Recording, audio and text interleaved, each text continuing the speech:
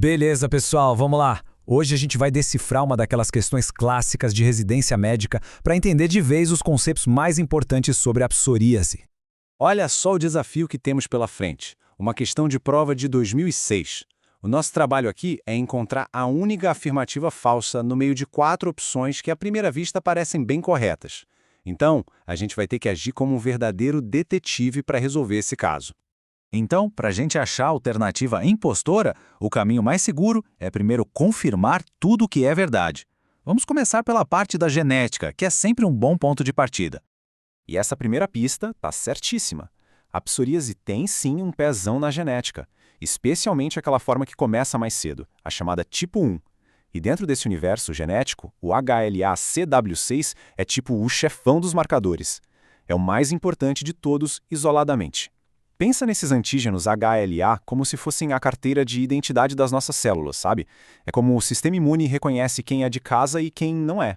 A nossa segunda pista, agora sobre os sinais clínicos. E também está correta. O sinal de Auspitz é super clássico, mas o pulo do gato aqui é saber onde ele não aparece. Isso é o que separa o joio do trigo na clínica. Nas formas invertida e postular da doença, a inflamação é diferente. Não se forma aquela membrana superficial que, quando a gente remove, causa o sangramento característico. E aqui a gente vê o passo a passo, a famosa curetagem metódica de Brock. Mas o mais interessante é entender o porquê de tudo isso. Essa técnica, na verdade, expõe a causa do sangramento. Os vasinhos de sangue, os capilares, que ficam superdilatados e bem ali na superfície da pele. Ao raspar a lesão, é como se a gente estivesse revelando a pontinha do iceberg da inflamação. E chegamos na nossa terceira pista verificada. Esses remédios são super comuns e sim, são gatilhos muito bem documentados para a psoríase. O mecanismo exato pode variar, mas a ideia é que eles dão uma bagunçada na comunicação entre as células. E para quem já tem a predisposição genética, isso pode ser o estopim, sabe? É como ligar um interruptor que dispara toda a resposta inflamatória. E para ninguém esquecer disso na hora H, olha que beleza de mnemônico. LABI. L de lítio, A de antimaláricos, B de beta-bloqueadores e I de inibidores da ECA. E olha, isso aqui não é só decoreba para a prova não, viu? Na prática, no dia a dia do consultório, lembrar desses gatilhos é fundamental para a gente orientar os pacientes e evitar que a doença piore. Bom, se a gente já confirmou que 3 alternativas estão corretas, por eliminação, já sabemos qual é a errada, certo? Então, agora chegou a hora de desmascarar a impostora. Vamos entender exatamente por que ela está incorreta. Aí está ela, a nossa alternativa incorreta.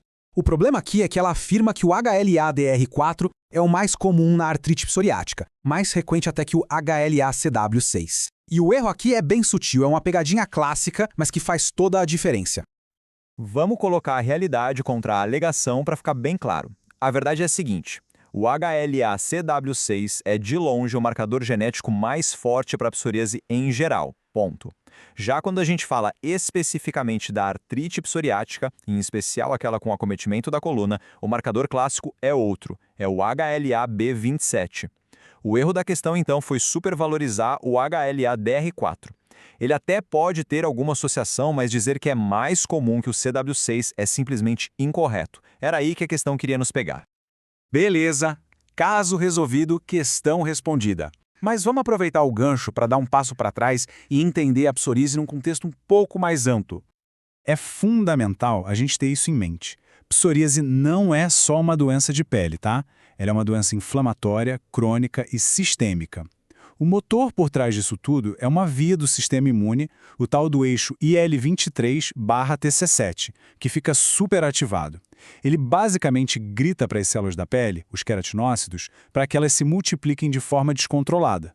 O resultado é essa inflamação toda, as placas vermelhas e a descamação que a gente vê.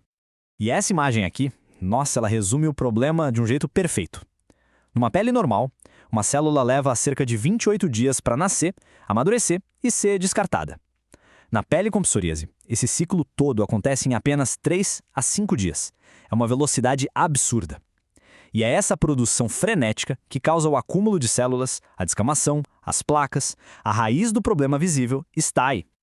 E para a gente ter uma dimensão do impacto que essa doença pode ter na vida de alguém, tem essa frase atribuída a Winston Churchill, que, dizem, sofria de uma forma bem grave de psoríase.